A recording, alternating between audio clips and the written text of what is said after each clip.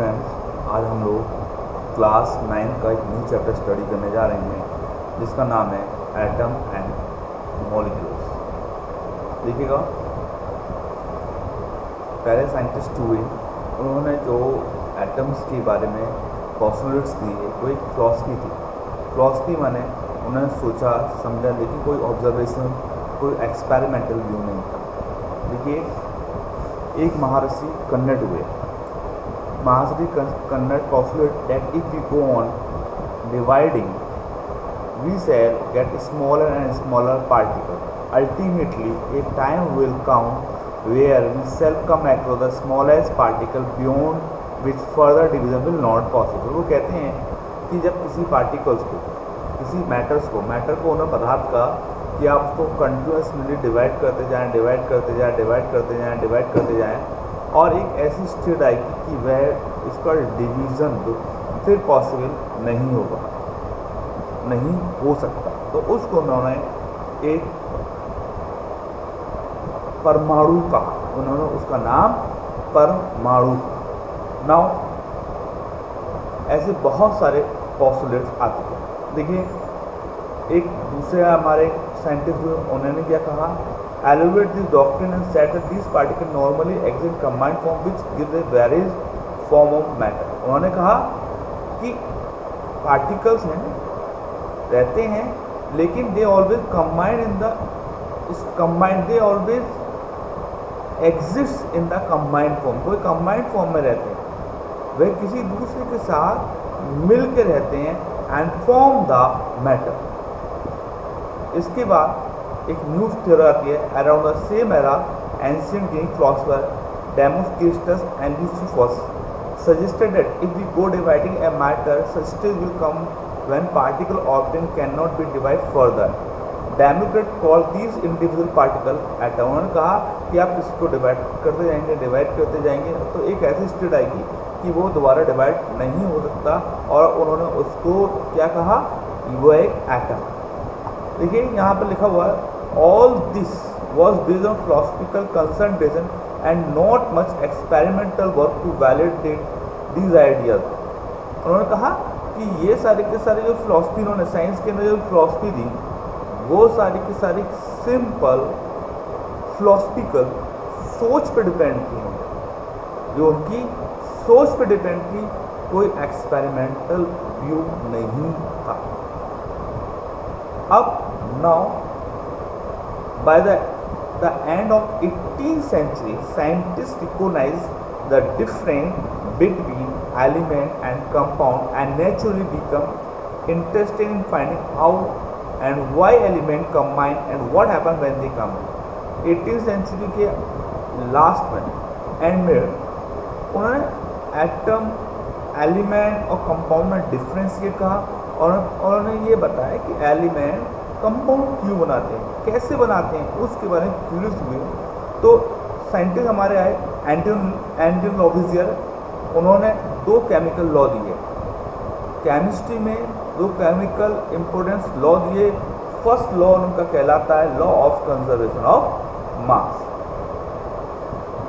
Law of conservation mass कहता है कि आप किसी भी सब्सटेंस, किसी भी मास को ना तो क्रिएट कर सकते हैं, ना ही डिस्ट्रॉय कर सकते हैं, but you can change the form.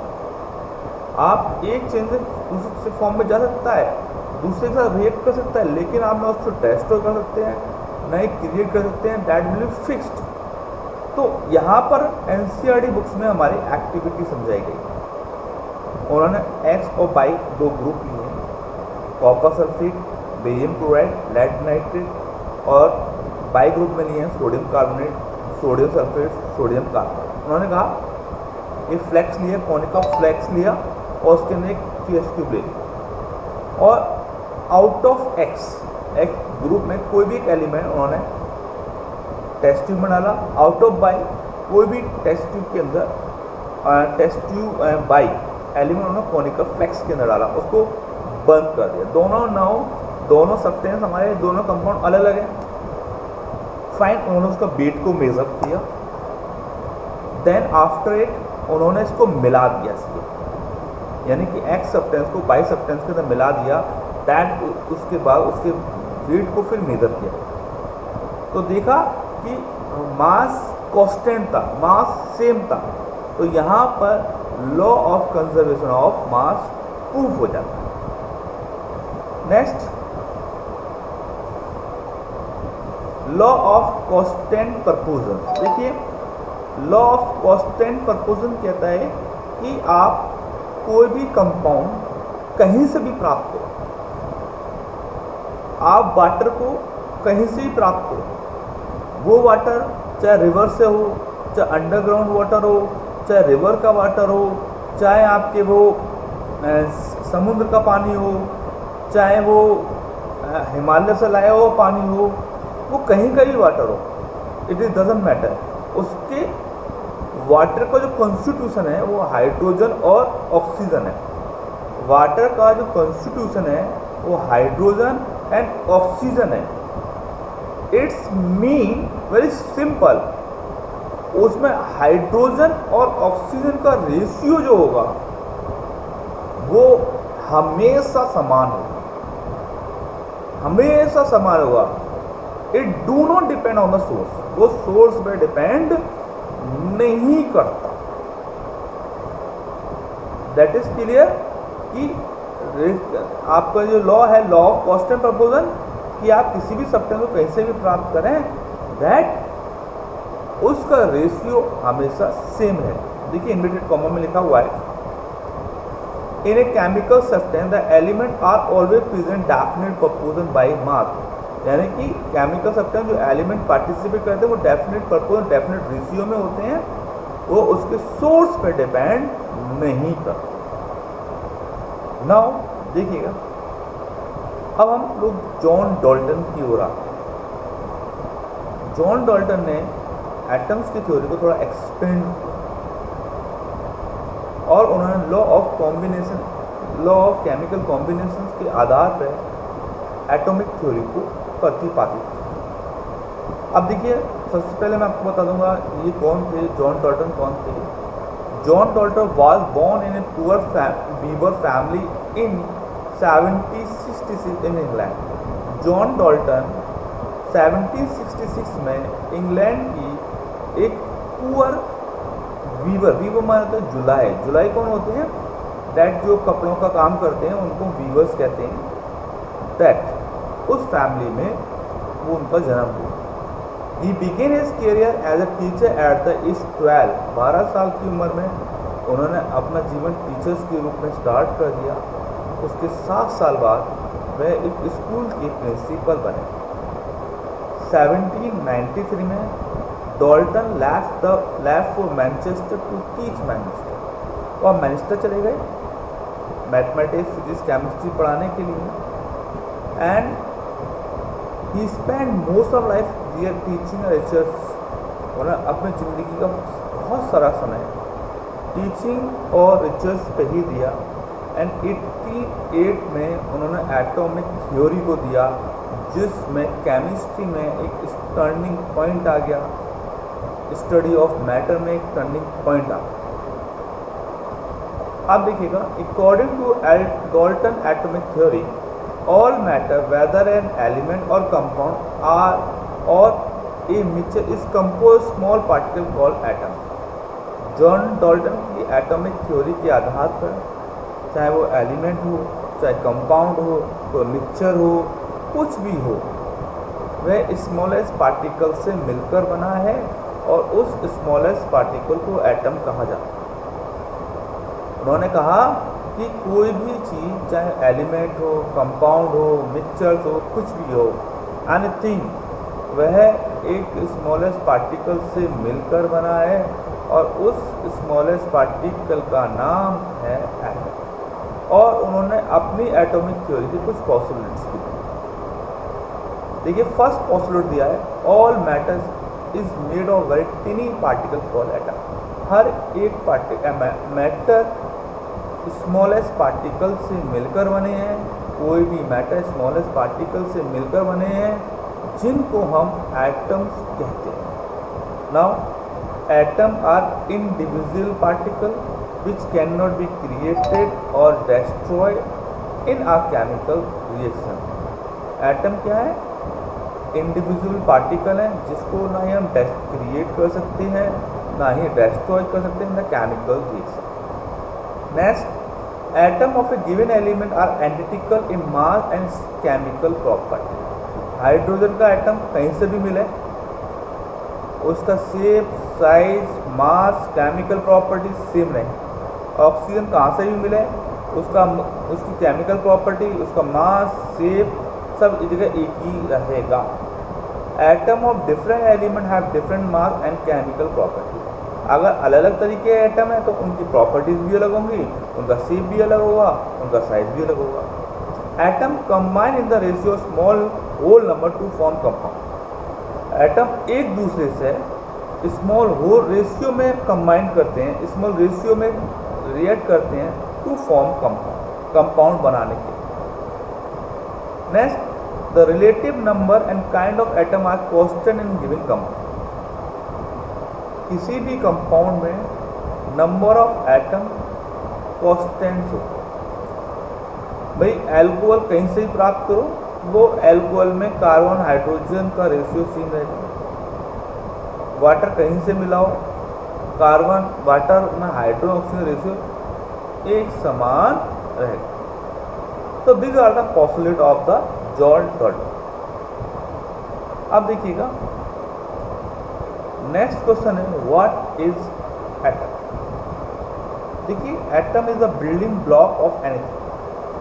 Atom is building block of anything. चाहे दुनिया में कोई भी चीज़ हो, चाहे वो एक कंकड़ हो, चाहे एक बड़ा सा पहाड़ हो, चाहे कार हो, चाहे ट्रक हो, चाहे बुर्ज खलीफा हो, है आपके कोई भी चीज़ है, चाहे वाटर है, बड़े बड़े समुद्र है, बड़े बड़े जहाज हैं, यानी कि वो एक स्मॉलेस्ट पार्टिकल से मिलकर बने हैं.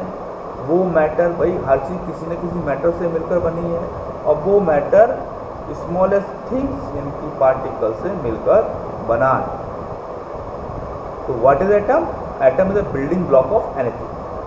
चाहे वो जहाज हो, चाहे एरोप्लेन हो, चाहे पानी का जहाज हो, चाहे वाटर हो, चाहे बड़े बड़े पहाड़ हों, कुछ भी हो, वह उनके अंदर एक चीज़ से एक कॉमन है. वो क्या है कि वो मैटर है. और मैटर किससे मिलकर बने होते हैं? मैटर एटम से मिलकर बने होते हैं. Next point, how weak are atom. मैं देखिए एटम को केवल माइक्रोस्कोपिक हम दे सकते हैं. Atom are very small and we can not see with the help of naked eye. एटम इतना स्मॉल होता है कि हम उसको अपनी नेक्ड आई से नहीं देख सकते. एंड एटम को मेजर्स करने के लिए हम एटॉमिक रेडियस का यूज़ करते हैं. एटम को मेजर्स करने के लिए हम एटॉमिक रेडियस का यूज़ करते हैं और उसके अंदर जो यूनिट होती है वो नैनोमीटर होती है. 1 मीटर बराबर होता है 10⁹ नैनोमीटर, यानी कि 1 नैनोमीटर बराबर 10⁻⁹ मीटर. देखिए कुछ एटम के यहाँ पर एटॉमिक साइज दिए हुए हैं. एटम ऑफ हाइड्रोजन दिया हुआ है, मॉलिक्यूल ऑफ वाटर दिया हुआ है, मॉलिक्यूल ऑफ हीमोग्लोबिन दिया हुआ है, ग्रेन ऑफ सैंड दिया है, आयरन दिया है, वाटर में दिया है. तो सबसे जो छोटा एटम है वो हाइड्रोजन है हमारा. That is very smallest atom is hydrogen.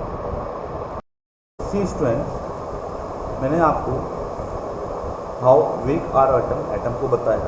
Atom के साइज को मेजर्स करने के लिए हम एटॉमिक रेडियस का यूज़ करते हैं और एटॉमिक रेडियस को नैनोमीटर में यूज़ किया जाता है.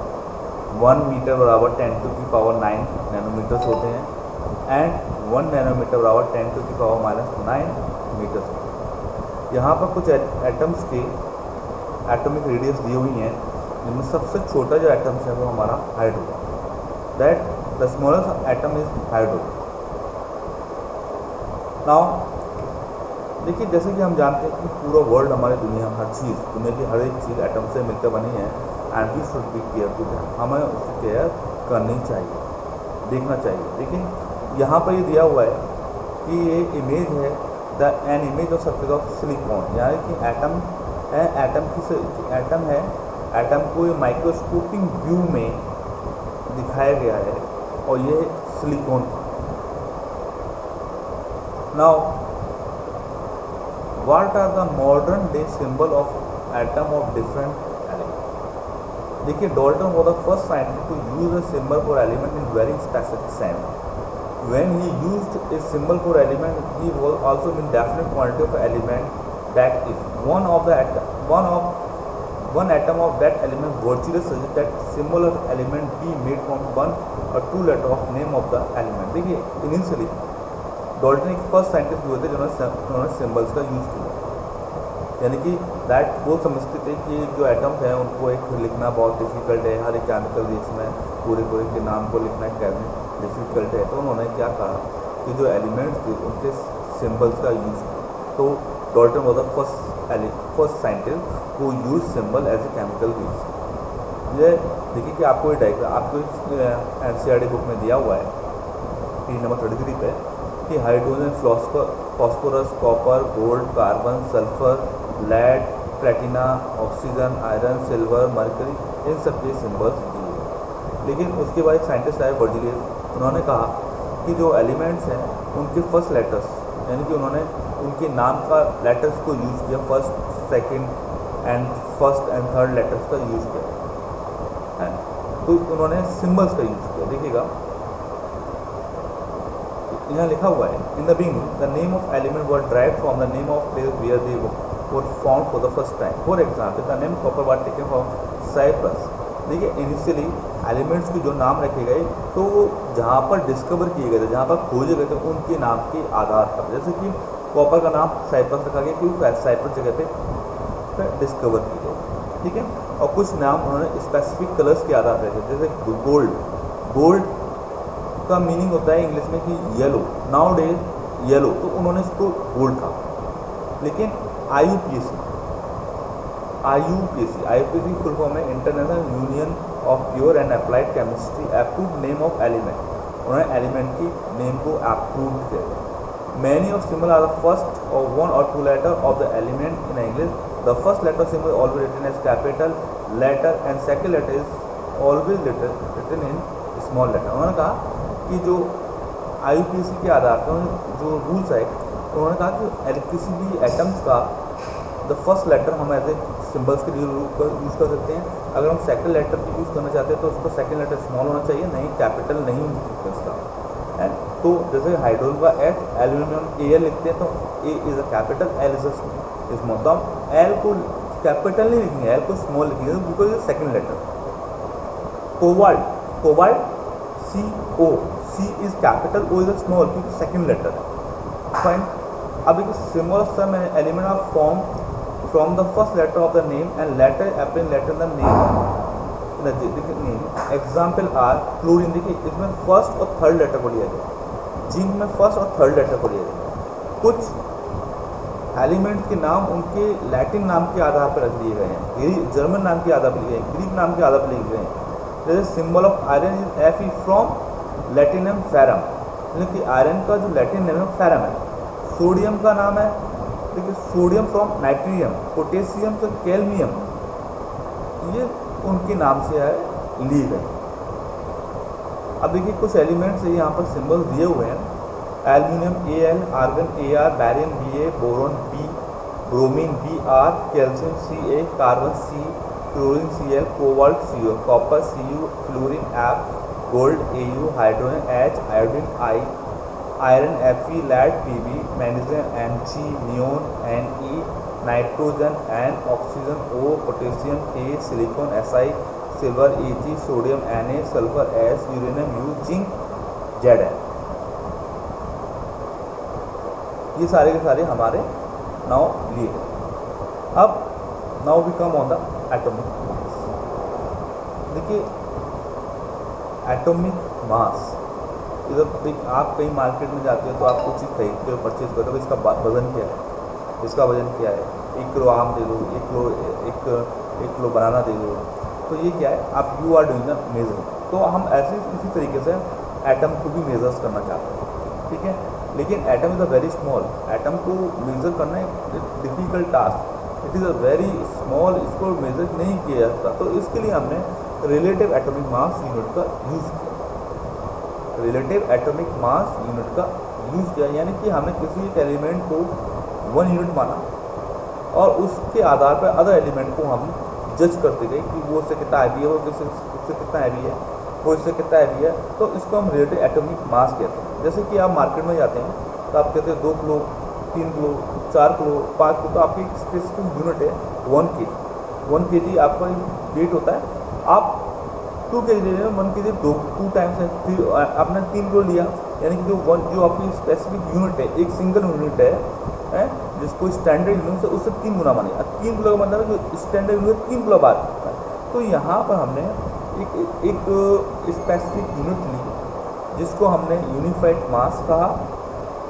पहले हम EMU यूज़ करते थे, एटॉमिक मास यूनिट, लेकिन फिर बाद में IUPAC में रिकमेंडेड किया कि इसके हम यूनिफाइड मास का यूज़ करें। तो देखिएगा, इनिशियली हमने जो एटम लिया एटॉमिक मास के लिए, वो ऑक्सीजन को लिया। कि ऑक्सीजन के 1/16 मास को हमने एक 1 यूनिट का क्यों कहा कि oxygen react with large number of element form compound. Oxygen बहुत सारे एलिमेंट से कंपाउंड रिएक्ट करती है और बहुत सारे कंपाउंड जनरेट करती है। The atomic mass unit give masses the most of element as whole number. और जब हम कार्बन और जो हमने ऑक्सीजन 116 को लिया तो बहुत सारे एलिमेंट की ये क्या कर रहा है, इसके होल नंबर प्रोड्यूस कर रहा है। लेकिन 1961 में जो यूनिवर्सली एक्सेप्टेड एटॉमिक मास आई उसको हमने कार्बन के आइसोटोप के 1/12 पार्ट को हमने 1 यूनिट का 1 यूनिफाइड मास कहा। इसको हमने रिलेटिव यूनिट से डिफाइन कर दिया। जैसे कि हमने देखिए आपके ये टेबल्स है, हाइड्रोजन 1 है, इसका मतलब क्या है कि ये 1 टाइम कार्बन 12 के आइसोटॉप्स के 1/1 टाइम हैवी, 1/12 को कार्बन 12 के आइसोटॉप के 1 पार्ट को हमने 1 यूनिट कहा। कार्बन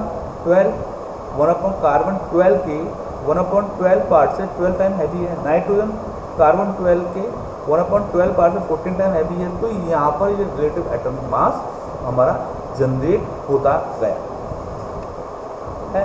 अब देखिएगा, तो इस तरीके से हमने एक रिलेटिव एटॉमिक मास को डिस्कवर कर लिया और इसको हमने कार्बन 12 को स्टैंडर्ड यूनिट मान लिया, कार्बन 12 के 1/12 पार्ट। अब देखिए, how do atom exist. Atom आपस में मिलकर मॉलिक्यूल बनाते हैं, आयन बनाते हैं। तो क्यों बनाते हैं? एटम एग्जिस्ट कैसे करता है कि एटम फ्री स्टेट में रहता है, एटम कंबाइंड स्टेट में रहता है। तो ऐसी क्या प्रॉपर्टीज़ है कि वो एटम फ्री स्टेट में भी है, कंबाइंड स्टेट में भी है? तो उसके लिए बहुत सिंपल सी बात है कि जो हमारे एक ऑक्टेट रूल आता है। ऑक्टेट रूल में क्या है कि आउटर मोस्ट सेल, हर एक एलिमेंट की आउटर मोस्ट सेल फिल होना चाहिए। अगर उसकी आउटर मोस्ट सेल फिल नहीं है तो इट मीन रिएक्टेड है। अगर उसकी आउटर मोस्ट सेल फिल है दैट वो अनरिएक्टेड, वो किसी से रिएक्ट नहीं करेगा। तो जिस एलिमेंट की आउटर मोस्ट सेल फिल नहीं होती वो रिएक्ट करते हैं, और जिस एलिमेंट की आउटर मोस्ट सेल फिल्ड होती है वो अनरिएक्ट करते हैं। फ्रेंड, हाइड्रोजन रिएक्ट करता है, ऑक्सीजन रिएक्ट करता है, नाइट्रोजन रिएक्ट करता है, तो उनकी आउटर मोस्ट सेल फिल नहीं है। तो ये अपनी आउटर मोस्ट सेल को फिल करने के लिए एक दूसरे से रिएक्ट करते हैं। और देखिए, जब एटम दूसरे से रिएक्ट करते हैं तो दे मेक द ग्रुप, और उसको हम मॉलिक्यूल्स कहते हैं। जब एटम एक दूसरे एलिमेंट से जुड़ता है, एक एटम दूसरे एटम से जुड़ता है तो वो मॉलिक्यूल बनाता है उससे, तो कंबाइन करता है, उसको मॉलिक्यूल्स कहते हैं। क्या कहते हैं? मॉलिक्यूल। और मॉलिक्यूल्स का मतलब सिंपल सा है कि वो उस दूसरे एटम से रिएक्ट इसलिए कर रहा है कि वो अपनी आउटर मोस्ट सेल को कंप्लीट करना चाहता है, और उसकी आउटर मोस्ट सेल कंप्लीट हो जाएगी और वो एक दूसरे का जुड़ जाएंगे, और जब वो जुड़ेंगे तो उन दोनों के बीच में स्ट्रॉन्ग फोर्स जनरेट हो जाएगा और वो उससे होल्ड करेंगे, पकड़े रहेंगे। तो उसको हम मॉलिक्यूल कहते हैं। अब देखिए, मॉलिक्यूल जैसे helium, neon, argon, krypton unreactive है, ये किसी से रिएक्ट नहीं करते क्योंकि ये क्या है, इसके आउटरमोस्ट सेल फिल है, तो इनको हम मोनो एटॉमिक कहते हैं। एटमोसिटी के आधार पे मोनो एटॉमिक कहेंगे। अब oxygen O2, hydrogen and H2 तो ये हाइड्रोजन हाइड्रोजन आपस में रिएक्ट कर रहा है, ऑक्सीजन ऑक्सीजन आपस में रिएक्ट कर रहा है, तो एक मॉलिक्यूल जनरेट कर रहे हैं। तो हाइड्रोजन के 2 एटम हैं, ऑक्सीजन के 2 हैं, तो इनको हम कहेंगे इनकी एटमॉस्फेयर कितनी है, 2 है। ओजोन तीन आपके ऑक्सीजन लगे उसके एटमॉस्फेयर 3। तो जब एटम आपस में मिलते हैं तो मॉलिक्यूल बनाते हैं, और एक मॉलिक्यूल में जितने एटम होते हैं उसको हम एटमॉस्फेयर से डिफाइन करते हैं। और पॉली एटमिक माने होते हैं बहुत सारे एटम्स। देखिएगा ये कुछ एग्जाम्पल दिए हुए हैं आपको। आर्गन मोनोएटॉमिक है, हीलियम मोनोएटॉमिक है, ऑक्सीजन डायएटॉमिक है, हाइड्रोजन डायएटॉमिक है, नाइट्रोजन डायएटॉमिक है, क्लोरीन डायएटॉमिक है, फॉस्फोरस टेट्राएटॉमिक है, और सल्फर पॉली एटॉमिक। देखिए dear students, molecules of compound atom of different element joined together in a definite proportion to form molecules। देखिए एटम मैंने आपको बताया कि एटम आपस में जुड़ते हैं और जुड़ने के बाद एक मॉलिक्यूल जनरेट करते हैं, और लेकिन जुड़ने का तरीका होता है कि डेफिनेट प्रोपोर्शंस में, एक डेफिनेट फिक्स रेशियो में जुड़ते हैं। देखिएगा ये आपके वाटर है, हाइड्रोजन ऑक्सीजन रेशियो क्रिएट होता है।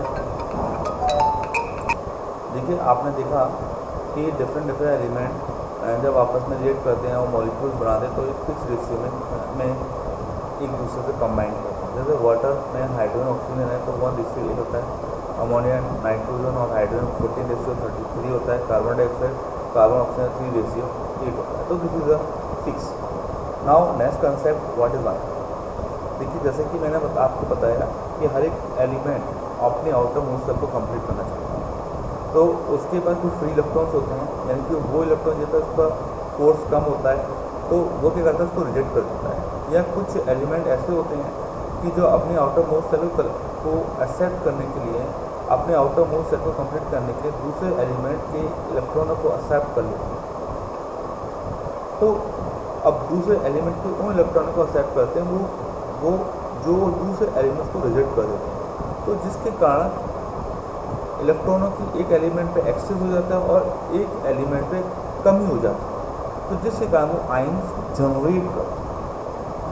अब देखिए सोडियम का इलेक्ट्रॉनिक कॉन्फिगरेशन होता है 2 8 1, यानी कि एक आउटर मोस्ट सेल में इलेक्ट्रॉन है दैट विल बी रिजेक्ट है, तो वो एक नेगेटिव एक पॉजिटिव आयन बना रहा है। अब क्लोरीन का इलेक्ट्रॉनिक कॉन्फिगरेशन होता है 2 8 7, तो और 7 यानी कि वो इजीली 8 इलेक्ट्रॉन कर लेगा, तो एक इलेक्ट्रॉन सोडियम का उन्होंने एक्सेप्ट कर लिया, तो उसका इलेक्ट्रॉन का 2 8 है, तो इलेक्ट्रॉनों की एक्सेस हो गई। तो इलेक्ट्रॉनों की जब एक्सेस हो गई तो नेगेटिव चार्ज बनाएगा, क्योंकि कि जैसे कि आप जानते हो कि एक एटम में नंबर ऑफ प्रोटॉन और नंबर ऑफ इलेक्ट्रॉन बराबर होते हैं, यानी प्रोटॉन और positive charge, electron negative charge, तो वो न्यूट्रल हो गया। लेकिन जब एक इलेक्ट्रॉन आ गया तो उस पर चार्ज बढ़ गया, नेगेटिव चार्ज बढ़ गया, तो उस पर नेगेटिव आएगा। और जब कोई एलिमेंट अपने इलेक्ट्रॉन को रिजेक्ट करेगा तो क्या होगा, प्रोटॉन का चार्ज बढ़ेगा, इसलिए पॉजिटिव चार्ज आता है। देखिए है तो ये चीज़ आपकी समझ में आ गई। अब देखिए जो नेगेटिव चार्ज आयन होते हैं उनको हम एनाइन कहते हैं, और जो पॉजिटिव चार्ज आयन होते हैं उनको हम कैटायन कहते हैं। A9 negative charge, cation positive charge, A9 negative और पॉजिटिव कैटायन।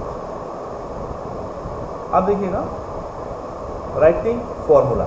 अब फॉर्मूला कैसे लिखेंगे, देखिए ये हमारे बहुत सारे एलिमेंट दिए हुए हैं, और ये प्लस प्लस प्लस किसी पे 2 प्लस बना हुआ है, किसी पे 3 प्लस बना हुआ है, तो ये क्या है, ये आइंस है। प्लस का मतलब मैंने 1 प्लस का मतलब 1 इलेक्ट्रॉन रिजेक्ट कर चुका है, 2 प्लस का मतलब 2 इलेक्ट्रॉन को रिजेक्ट करता है, 3 प्लस का 3 इलेक्ट्रॉन रिजेक्ट कर चुका है, और यहाँ पर हाइड्रेट माइनस दिखा रहा है, तो मैंने एक इलेक्ट्रॉन एक्सेप्ट कर लिया, क्लोरीन ने 1 इलेक्ट्रॉन एक्सेप्ट कर लिया, ब्रोमाइड ने 1 इलेक्ट्रॉन एक्सेप्ट कर लिया, आयोडाइड ने 1 इलेक्ट्रॉन एक्सेप्ट कर लिया, 2 माइनस का मतलब 2 इलेक्ट्रॉन एक्सेप्ट कर लिए, सल्फाइड का मतलब 2 इलेक्ट्रॉन एक्सेप्ट कर लिए, नाइट्राइड 3 माइनस, तो इन्होंने 1 3 इलेक्ट्रॉनों को एक्सेप्ट कर लिया। अब आते हैं Paulo atomic group of ions. Group on ions को हमेशा ब्रैकेट के अंदर लिखा जाता है, फाइन। तो ये हमारे ग्रुप ऑफ आइंस है। अब हम केमिकल फॉर्मूला लिखते कैसे हैं इसके बारे में लिखते। सबसे पहले हम लोग क्या करते हैं कि उस एलिमेंट्स के नंबर ऑफ बैलेंस ही देखते हैं, नंबर ऑफ वो आयन देखते हैं, उस पर कितना आयन है, तो और उसके आयंस को देखिएगा, मैं आपको दिखाता हूँ। उसके आयंस को हम एक दूसरे के नीचे रख देते हैं, जैसे हाइड्रोजन का 1 आयन, क्लोरीन का 1 आयन, तो एक नीचे लिख के हम एक क्रॉस मल्टीप्लाई कर देते हैं तो हमारा केमिकल फॉर्मूला बन जाता है। लेकिन उसके कुछ नियम हैं हमारे पास, देयर आर सम रूल्स जो हमें केमिकल फॉर्मूला बनाने के वक्त उसको फॉलो करना होगा। जैसे कि नंबर 1 है हमारा, द बैलेंसी ऑफ चार और ion must be balance. Valency of चार must balance fine when a compound consist of metal and a non metal the name और symbol of the metal is first. For example, अगर एक metal एक non metal है तो metal को पहले लिखा जाएगा और नॉन मेटल को बाद में लिखा जाएगा। For example calcium oxide, calcium metal, oxygen non metal. Sodium chloride, sodium metal और chloride non metal. Fine when oxygen, chlorine, sulphur are non metal and are written on right side, where calcium, sodium, iron, copper are metal are written on left hand side। ये चीज़ मैंने आपको बता दी। Next third point है इसका, in compound form with polyatomic ion the ion is enclosed in bracket before writing the number of indicated ratio। देखिए ये हमारे polyatomic ions हैं, तो इनको हमेशा ब्रैकेट में लिखा जाता है, फिर हम उसमें आयन का चार्ज लिखते हैं, जैसे कि सोडियम हाइड्रोक्साइड में OH। फाइन, अब फॉर्मूला ऑफ सिंपल कंपाउंड देखिए किस तरीके से बनाएगा। जैसे हाइड्रोजन का चार्ज लिख लिया, क्लोरीन का चार्ज लिख लिया और जो क्रॉस मल्टीप्लाई किया बन गया। 1 को हम लिखते नहीं है, इसलिए HCl डायरेक्टली लिखा जाएगा। अब हाइड्रोजन और सल्फाइड ले लिया, हाइड्रोजन का 1 सल्फाइड का 2 क्रॉस मल्टीप्लाई कर दिया, और जितने भी हमें सबस्क्रिप्ट वैल्यूज आते हैं, जितने चार्ज होते हैं, उसको हम सबस्क्रिप्ट में दूसरे एलिमेंट पे लिखते हैं। अब देखिएगा यहाँ पर कार्बन और क्लोरीन की बात है। कार्बन पे भाई कार्बन 4 होता है, क्लोरीन 1 होता है, तो ये कार्बन टेट्राक्लोराइड बना दिया। मैग्नीशियम क्लोराइड पे मैग्नीशियम 2, क्लोरीन पे 1 तो मैग्नीशियम क्लोराइड बना दिया। तो इस तरीके से ये हमारे डिफरेंट केमिकल फार्मूला जनरेट हम लोग कर सकते हैं। These are the very simples, हम इसको आसानी से कर सकते हैं। जो हमारे वेरीज एग्जाम्पल दिखाई दिए हुए हैं, इनको हम आसानी से कर सकते हैं। अब देखिएगा molecular mass and mole concept. देखिए मॉलिक्यूलर मास क्या होता है, आपको मैंने समझाया मॉलिक्यूल्स क्या होता है। जब एलिमेंट आपस में कंबाइन कर देते हैं तो एक मॉलिक्यूल बनाते हैं और वो फ्री स्टेट में रहते हैं, और उस मॉलिक्यूल्स का जब हम मास निकालते हैं उसको हम मॉलिक्यूलर मास कहते हैं, और इसको मास को हम एटॉमिक मास यूनिट से डिफाइन करते हैं। देखिए H2O ये क्या है, हमारा क्या है मॉलिक्यूल्स है। अब इसको मास निकालना चाहते हैं तो हम ये देखते हैं कितने हाइड्रोजन है और कितने ऑक्सीजन है। हाइड्रोजन का अलग मास लिखेंगे, ऑक्सीजन का अलग मास लिखेंगे, और दोनों को जोड़ देंगे तो हमारा मॉलिक्यूलर मास ऑफ वाटर आ जाए। तो this is the very simple formula molecular. अब देखिए फार्मूला यूनिट मास, देखिए आप जानते हैं, जैसे मैंने क्या देखता हूँ मैं आपको बताता हूँ कि जैसे कि कैल्शियम क्लोराइड ये 1 यूनिट है। भाई आप मार्केट में खरीदना चाहते हो तो मार्केट में अगर कुछ एक होगी 1 कहेंगे, 2 होगी तो 2 कहेंगे, 3 होगी तो 3 कहेंगे, 4 होंगे तो 4 कहेंगे। तो इसी तरीके से, लेकिन जो आपकी बेसिक कंसेप्ट आएगा वो यूनिट से लेंगे, आप उससे मल्टीप्लाई कर दिया कितनी ले रहे हैं हम लोग हैं। तो इसी तरीके से हम सबसे पहले एक यूनिट का मास निकालेंगे, वन मॉलिक्यूल्स का मास निकालें, जिसको हम फॉर्मूला यूनिट मास कहते हैं। सिंपल, हम इसको ऐड कर देंगे और जितने हमारे मॉलिक्यूल होंगे उसका 2 को मल्टीप्लाई कर देंगे तो हमारे टोटल नंबर ऑफ मॉलिक्यूल निकाले आएंगे। जैसे कि 2H2O, देखिए ये लिखा हुआ है 2H2O, तो हमने हाइड्रोजन निकालना चाहते हैं तो पहले first of all one molecule का वाटर का मास निकालेंगे H2O का, वो 18 आएगा। अब कितने मॉलिक्यूल्स है, 2 है तो 2 का मल्टीप्लाई कर देंगे तो उसका इस तरीके से आ जाएगा। अब देखिए हमारे पास आता है मोल कंसेप्ट क्या होता है। देखिए मोल concept is very important in the life, हमें उसको पढ़ना चाहिए। कि हम जानते हैं कि मार्केट में कोई भी चीज़ जाते हैं तो हम उसे खरीदते हैं, तो हम उसे गिनते हैं कितनी है, और उसके मास को भी गिनते हैं, मास को हम तोलते हैं। भाई जो चीज़ गिनी रहती है उसको तोलते हैं, और जो जिसको गिन सकते हैं उनको गिन सकते हैं। तो इसी तरीके से एटम्स के हम देखते हैं कि एक मॉलिक्यूल में कितने एटम हैं, और एक मॉलिक्यूल में फिक्स नंबर ऑफ एटम होते हैं जिसको हम बोलते हैं 6.022 × 10⁻⁴, जिसको हम 1 मोल कहते हैं। यानी कि एक मॉलिक्यूल में नंबर ऑफ एटम फिक्स होते हैं जिनको हम 1 मोल कहते हैं। अब देखिएगा जिसको हम 1 मोल कहते हैं, और इसको एवोगैड्रो साइंटिस्ट ने, इटालियन साइंटिस्ट एवोगैड्रो, उन्होंने डिफाइन किया इसको हम एवोगैड्रो नंबर भी कहते हैं। फाइन। अब देखिए जैसे कि मैं वेरी वेरी सिंपल से आप कोई चीज़ लेने जाएँ, आप 10 पीसेज हैं तो उनको हमने वर्गमूल कह दिया है। अगर उसको डिवाइड कर देंगे, उसको 2 पार्टों में डिवाइड कर दिया तो वो पेज में कोई चीज़ है, 10 जब पेज वर्गमूल पेज दे दिया तो उसको डिवाइड कर दिया, काट दिया तो 2 मोल बन गए। भाई number of quantity same, size तो सेम और कम हो गया, लेकिन नंबर ऑफ मोल सेम हो गए।